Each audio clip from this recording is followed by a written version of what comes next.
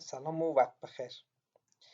در جلسه قبلی ما تا مرحله سوم دیزاینی پل‌های عرشه‌ای را در قالب یک مثال تشریح کردیم و فعلا هم ادامه مثال قبلی است، یعنی ادامه جلسه قبلی است. فعلا در مرحله سوم رسیدیم، دریافت بارهای مرده، مومنت و قوه برشی ناشی از بارهای مرده. قسمی که در جلسه قبلی هم گفتم، ما برای که بارهای مرده، مومنت و قوه برشی ناشی از بارهای مرده را پیدا کنیم باید یک ضخامت تقریبی داشته باشیم. ضخامت تقریبی را ما باید خودمون فرض کنیم یا یکی نظر به کودها یک ضخامت را فرض کنیم. اینجا چون تصمیم‌های داخلی و خارجی پل عرشه‌ای فرق داره، بنابراین ما باید جدا جدا پیدا کنیم. چون در تصمیم خارجی ما شولدر یا شانه پل داشتیم و همچنان موانع دو جانب داشتیم، اونها بارهای اضافی است که و نیاز است جدا جدا پیدا شود. خب ما فعلا از تصمیم داخلی شروع میکنیم و همچنان میریم طرف تصمیم خارجی. در این مرحله بارهای مرده پل و مومنت که از بارهای مرده ناشی می شود را پیدا میکنیم.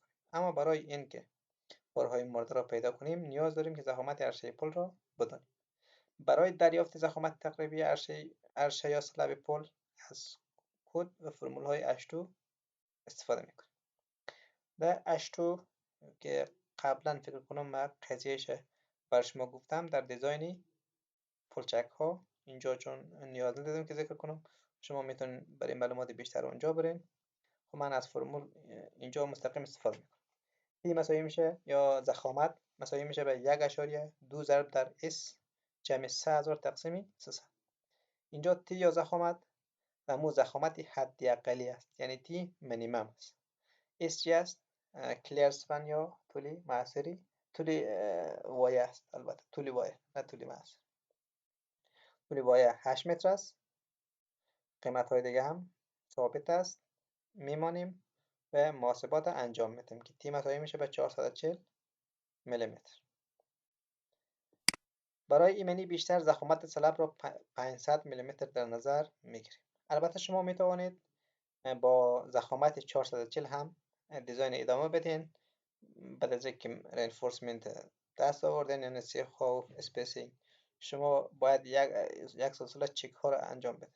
خصوصا مثلا برای شیر اگر در صورت 440 کافی بود خب درست، اگر در صورت کافی نباشه باید دیزاین ریوایز شد. چون اینجا جلسه درسی است ما نمیتونیم چندین تریال استفاده کنیم، بنابراین من برای اینکه دیزاین سیف باشه یا فیل نشوه من ضخامت 500 میلیمتر در نظر میگیرم. شاید هم میتونستم 550 بگیرم اما 500 گرفتم. شما میتونید ضخامت های مختلفه کوشش کنید و ترای کنید ببینید که کدامش اقتصادی تر و باثبات تر است. حال ما ضخامت داریم، بسیار ساده میتوانیم بارهای مرده را پیدا کنیم و مومنت و قوای برشی ناشی از این بارها را با سادگی پیدا کنیم. DC یعنی dead load due to concrete. ما اگر بخوایم وزن خود کانکریت پیدا کنیم، ضخامت ضربی وزن حجمش میکنیم ضربی 1 متر عرض میکنیم. ضخامت 500 میلیمتر است که ما میتونیم به متر تبدیل کنیم. 0.5 متر میشه ضربی 24 وزن حجمی کانکریت است ضربی 1 متر عرض. البته 1 متر عرض سلب است. شما در دیزاین سلب ها کانکریت دو هم شاید خوانده باشین و برای همچو حالات آشنایی داره. خب ضرب میکنیم 0.5 ضرب 24 میکنیم ضرب 1 میکنیم میشه 12 کیلونیوتن در متر، یعنی بار منتشر است. DW یا dead load due to wearing surface. wearing surface یا اسفالت، تکنیسی اسفالت لایه اسفالت سر پل است و ما در این مثال داده بودیم که 75 میلیمتر ضخامت داشت. خب اگر ما در صورت بخوایم وزن DW رو پیدا کنیم، ما ضخامت اسفالت یا wearing surface که 0.075 متر میشه تبدیل کنیم ضربی وزن حجمی اسفالت میکنیم در 1 متر عرض. وزن حجمی اسفالت اینجا ما 22.5 در نظر گرفتیم. اگر شما قیمت دقیق تر میخواین میتونین برین کتاب های تکست بوک ببینین که 22.5 است یا 22 است چقدر است. اینجا یک عددی تقریبی شاید باشه دیگه، یا که شاید هم چی باشه فکس باشه. شما برای اینکه قیمت 22.5 حتما اما قدر است میتونین برین کتاب رو ببینین و بررسی کنین. خب ما اگر بخوایم وزن پیدا کنیم قیمت ضریب 22.5 میکنیم ضریب 1 شده 1.68 کیلونیوتن در متر. حال بارهای مرده را داریم، میتونیم به سادگی مومنت و قوه های برشه را پیدا کنیم. مومنت ام سی نظر به کانکریت مساوی میشه به دبلیو المربع تقسیم 8. چرا دبلیو المربع تقسیم 8؟ بخاطر که پول ما سیمپلی سپورتید است، یعنی فیکس نیست. پن است آخرش وقتی دو انجام پن باشه مومنت ایجاد نمیشه و مومنت منفی، البته مومنت مثبت که دبلیو المربع تقسیم 8 است. حال دبلیو رو داریم 12، ال افکتیو هم داریم 8.45 به توان 2 تقسیم 8. خب ضرب میکنیم تقسیم میکنیم من ام سی شده 107.1 کیلونیوتن ضرب در متر. خلاص شد مومنت دیو تو کانکریت. حالا مومنت دیو تو یا مومنت ناشی از لایر یا لایه اسفالت پیدا میکنیم. این دبلیو مثلا میشه دبلیو ضرب در ال افکتیو مربع تقسیم 8. دبلیو وزنش اینجا پیدا کردیم شد 1.68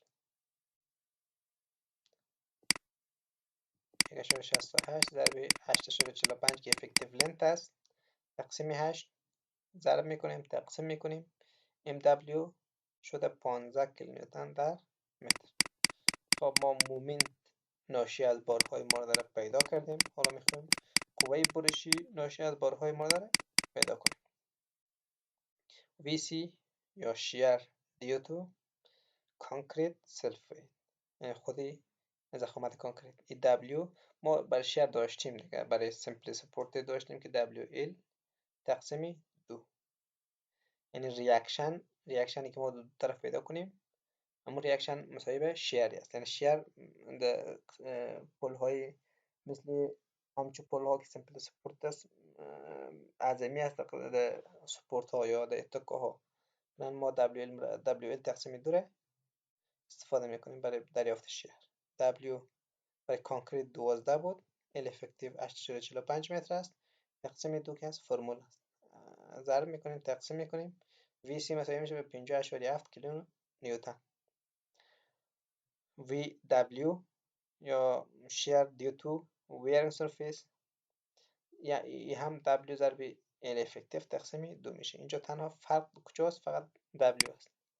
دبلیو یعنی وزن اسفالت، وزن اسفالت کمتر بود 1.68 بود ضرب افکتیو لنت تقسیم 2. وی شیر مساوی میشه به 7.1 کیلو نیوتن. خب ما حالا اینجا هم شیر فورس و هم شیر فورس یا قوه برشی و هم مومنت نظر به بارهای مرده پیدا شد.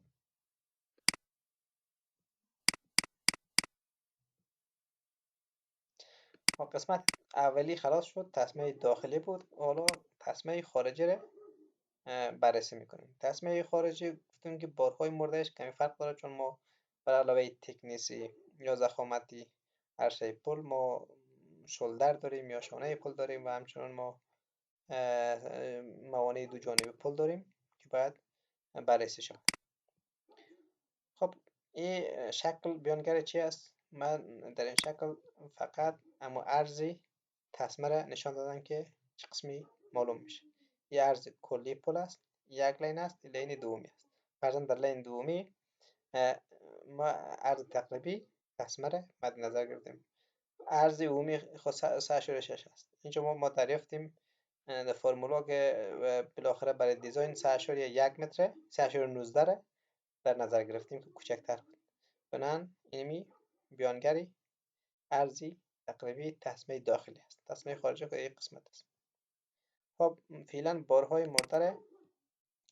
مرده در تسمه خارجی پیدا کنیم. تسمه خارجی ما بر علاوه ای که ضخامت عرشه را داریم، ما یک ضخامتی ناشی از شولدر یا شانه است و همچنین ساید بریر یا موانع دو جانبه پل است. ما نیازمندیم که وزن این قسمت بدانیم و وزن این قسمت بدانیم و ایره تقسیم ارزی تسمه خارجی کنیم. خب ما در این مثال تکنیس یا ضخامتی شانه پل 150 میلیمتر در نظر گرفت. شما هم میتونین این قیمت الزاما فیکس نیست، میتونین تغییرات بیارین 150 140 100 احتمالا شاید هم 200 این مربوط خود شما میشه. خب this is deadly due to concrete 12 جمعی 12 از کجا شد؟ ما وزنی ضخامت عرشه یا سلب پل قبلا محاسبه کردیم در تسمه داخلی که 12 کیلونیوتن در متر شد. اینجا او وزن تسمه ضخامت کانکریت خو هست، اما ما میخوایم که این وزن اضافی را محاسبه کنیم. 12 جمعی 1.2 ضرب 0.15 ضرب 24 تقسیم 1.8. 1.2 چی است؟ طولی از اینجا تا اینجا، یعنی عرضی شانه پل از اینجا تا اینجا، عرض شانه پل 1.2 بود ضرب ضخامتش که ای است 0.15 متر یا 150 میلیمتر. 1.2 ضرب 0.15 ضرب 24 چی است؟ وزن حجمی کانکریت است. این قسمت هم از کانکریت ساخته شده، یعنی مواد دیگه چیز مثل ویرینگ سرفیس اینجا نیست. خب تقسیمی 1.8 چرا؟ 1.8 عرض چی است؟ تسمه خارجی است. بنابراین ما میخوایم در عرض تسمه خارجی پیدا کنیم، از همون خاطر این قیمت به دست آمده را تقسیمی عرض تسمه خارجی میکنیم. جمع 4.68 که در قبلا بالا من نوشته بودم 4.5. اونجا هم گفتم که میتونه 4.5 باشه، میتونه 4.6 باشه.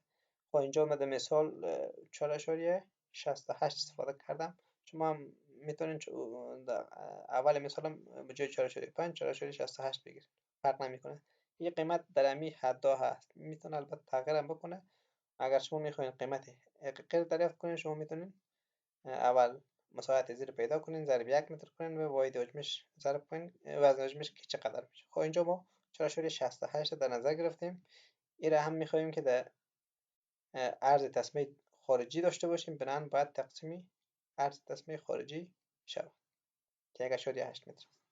12 خودش این محاسبات قسمت انجام میدیم که شده 2.4 متر. جمع محاسبات قسمت 2.8. وزن مجموعیش شده 17.2 کیلونیوتن در متر. ما ببینین در عرض تسمه خارجی 1.8 متر است، بنابراین این 1.2 متر است. جمع 0.38 0.38 و 1.2 تقریبا 1.5 میشه. بنابراین عرض تسمه خارجی یک کمی شاید 200 میلیمتر یا چیزی کمتر زیادتر این طرف میبره. من ما این قسمت یک ویرینگ سرفیس هم داریم، چون این خیلی کم است من محاسبه نمی کنم. این قسمت اینجا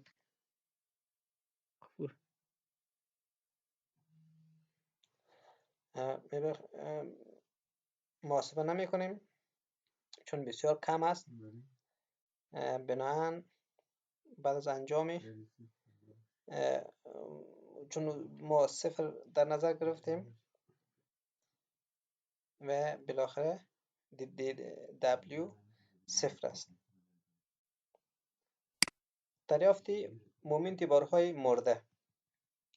ما وزن کانکریت پیدا کردیم، حالا میخوایم بارهای مرده را محاسبه کنیم. MC مساوی میشه به W ال افکتیو مربع تقسیم 8. W اینجا 17.2 است، ال افکتیو 8.45 است تقسیم 8.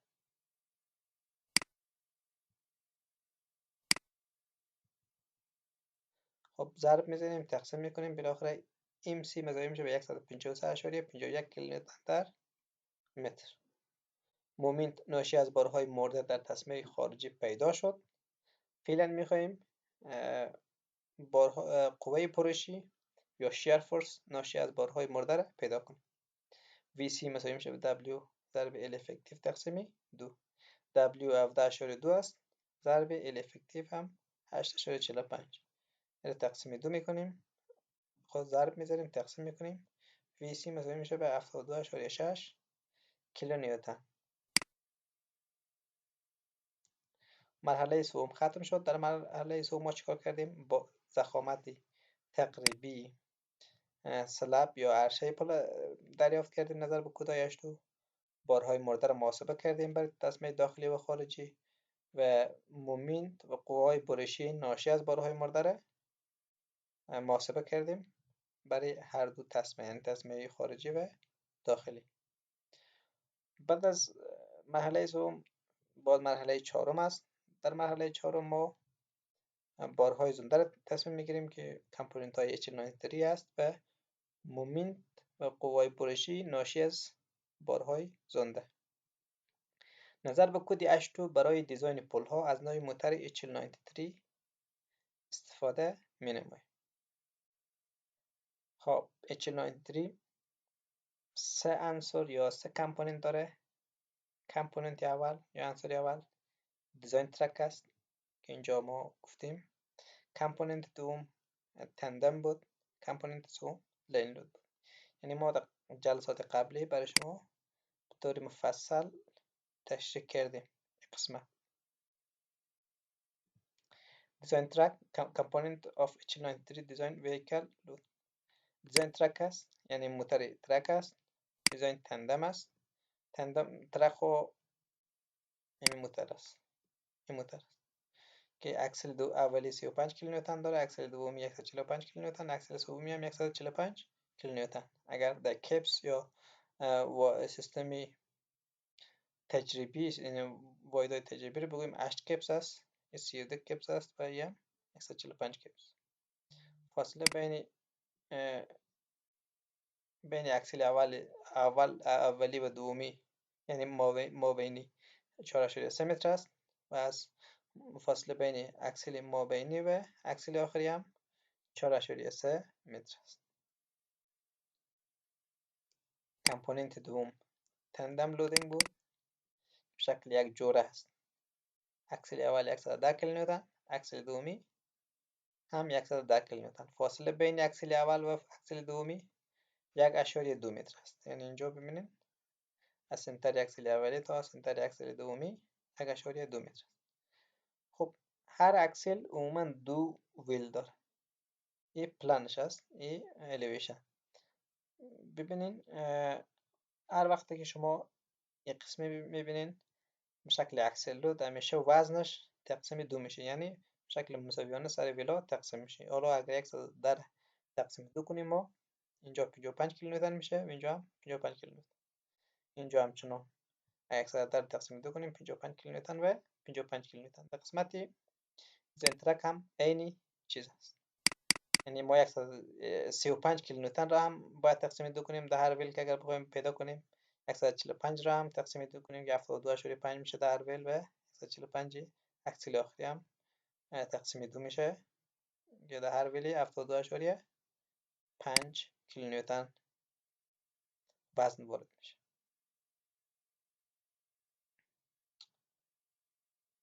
خب ما برای دیزاین باید همه را تنها مومنت و قوای برشش محاسبه کنیم. اینجا ما اول از نوع دیزاین ترک شروع میکنیم برای دریافت قوای برشی و مومنت بارهای زنده نوع موتور H93 ترک دیزاین از میتودهای مانند اینفلوئنس لاین دیاگرام یا ILD که بسیار مشهور است استفاده میکنیم و یا از ابسولوت ماکسیمم بندینگ مومنت استفاده میکنیم و غیره میتودهایی که شما خودتون میفهمید. اما برای ما در استراکچر یک یا دو خواندین برای دیزاین یا دریافت مومنت و شیر فورس قوهایی که حرکت میکنن، یعنی مووینگ لود است، مثل باری موتر. عموما از اینفلوئنس لاین دیاگرام متد استفاده میشه. این متد خیلی مشهور است. شما باید این متد خوب دقیق یاد داشته باشین، همچنان برای دریافت مومنت و شیر فورس. اگر در صورتی از یادتان رفته، شما باید برین کتاب و نوت‌هایتان رو باز کنین، بخونین، یاد بگیرین، بعد بیاین برای دیزاین پل بخونین. اگر یاد نداشته باشین، اینجا شاید سرتان سخت تمام شد. و شما در بعض وقتها برای دریافت مومنت شما میتونین راه ساده تر و کوتاه‌تر را هم استفاده کنین که او را ابسولوت ماکسیمم بندینگ مومنت است. یک بسیار ساده و کوتاه، یعنی شاید در یک مرحله شما میتونین ماکسیمم مومنت پیدا کنین. اما در اینفلوئنس لاین دیاگرام این قسم نیست. شما باید چندین بار جاهای لودا رو تغییر بدین تا اینکه یک حالت کریتیکال یا بحرانی رو پیدا کنین که اونجا مومنت ماکسیمم شود. یعنی شما اگر در صورت دایرکت برین H93 ترک یک جا بمانین، مومنت پیدا کنین، بعد بگوین این ماکسیمم مومنت این قسمی نیست. شما باید تغییرات بدین، شاید یک بار، دو بار، سه بار، چهار بار، بنان وقت گیر است. اگر میخواین ساده‌تر و کوتاه‌تر دریافت کنین، شما میتونین برای دریافت تنها مومنت و شیر فورس از ابسولوت ماکسیمم بندینگ مومنت استفاده کنین که ساده است. اگر این متد رو هم یاد ندارین، میتونین برین بخونین و یاد بگیرین. اما ما در اینجا نظر به کمبود وقت تنها از اینفلوئنس لاین دیاگرام یا ILD متد استفاده میکنیم.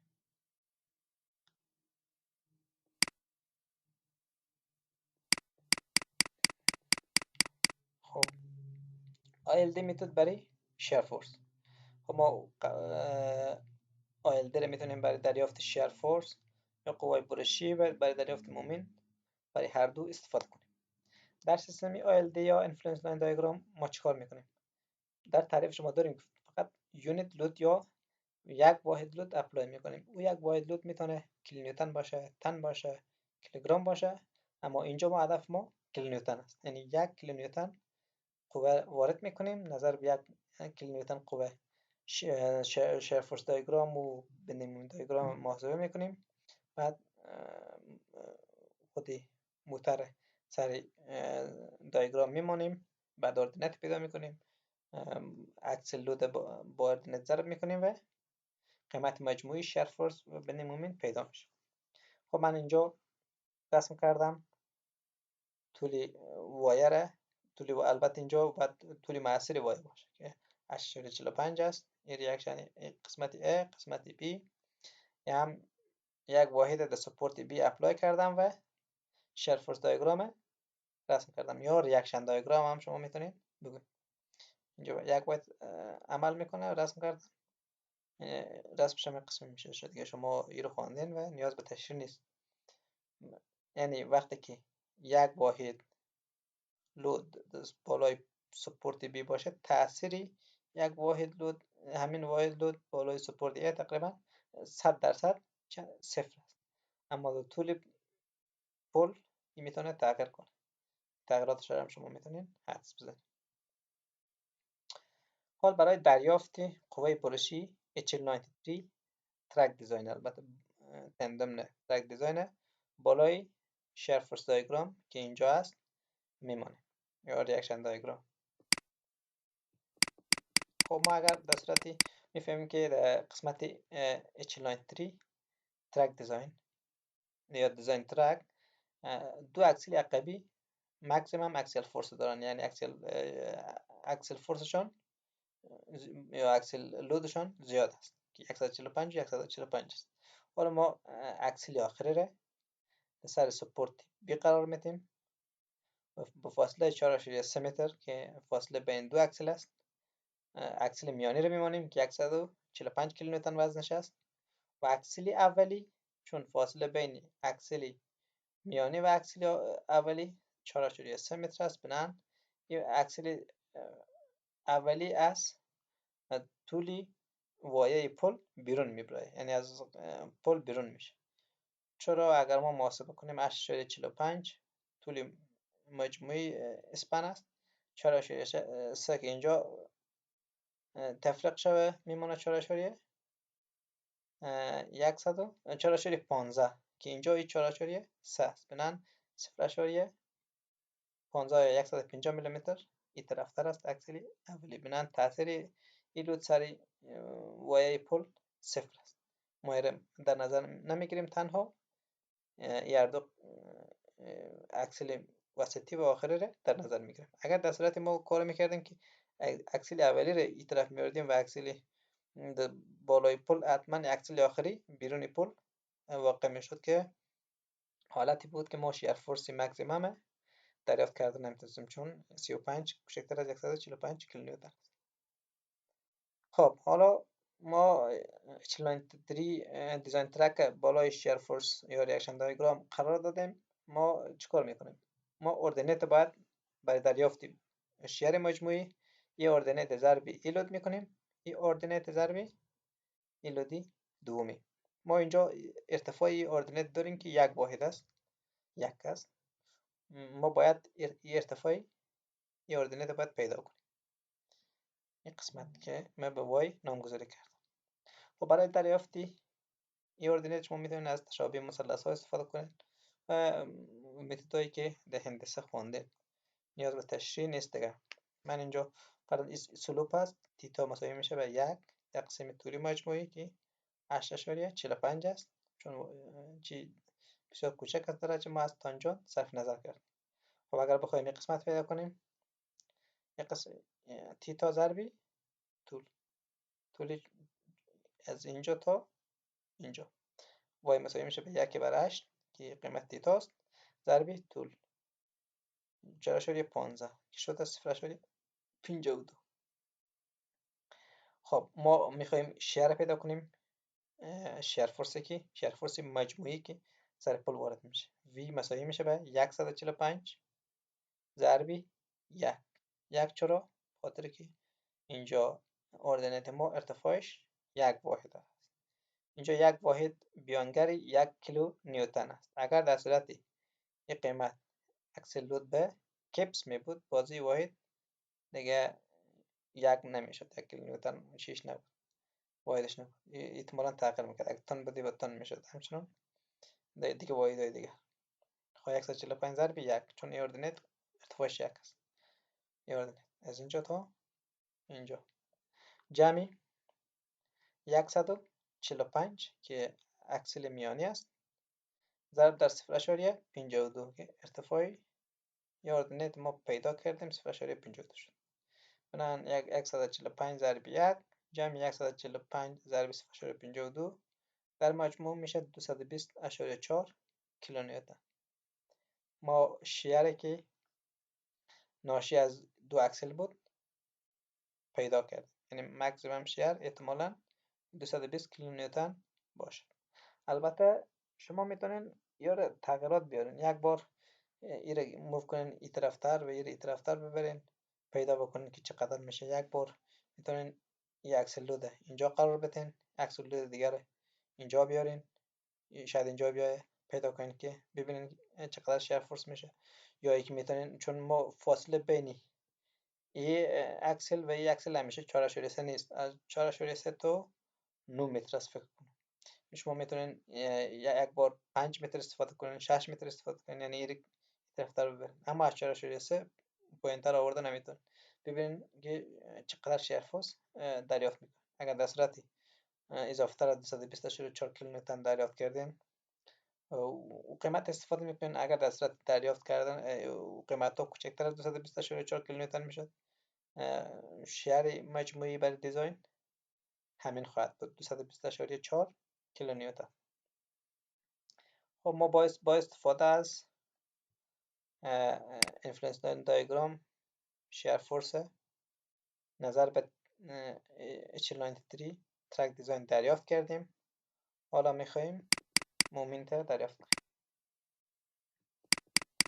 ILD for bending مومنت. برای دریافت مومنت بار یک واحد یعنی یونت لود را در وسط وایه گذاشته و مومنت را دریافت میکنیم.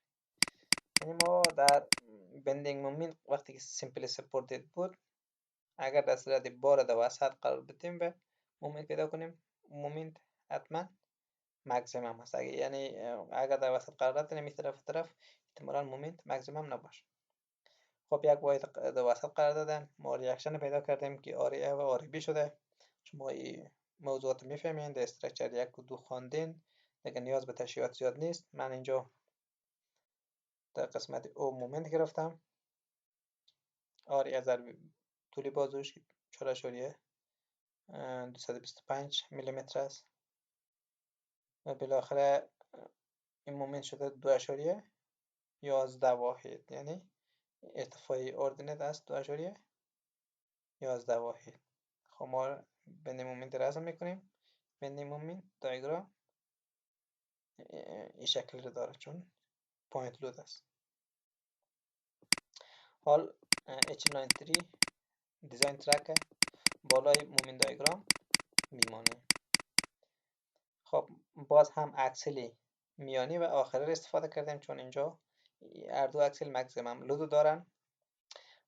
این حالت های مختلف میتونن داشته باشه، یعنی میتونید شما یک وقت اینجا بمانین یک اکسل دیگه اینجا نزدیکایی که بیرونی، یا میتونین احتمالاً یک اینجا بمانین و یک اینجا بمانین و مومنت پیدا کنین. این یک متدی بسیار دراز است، طولانی است. شما باید چندین تریال انجام بدین و مکسیمم مومنت پیدا کنین. من چون به خاطر وقت کم است چیکار کردم؟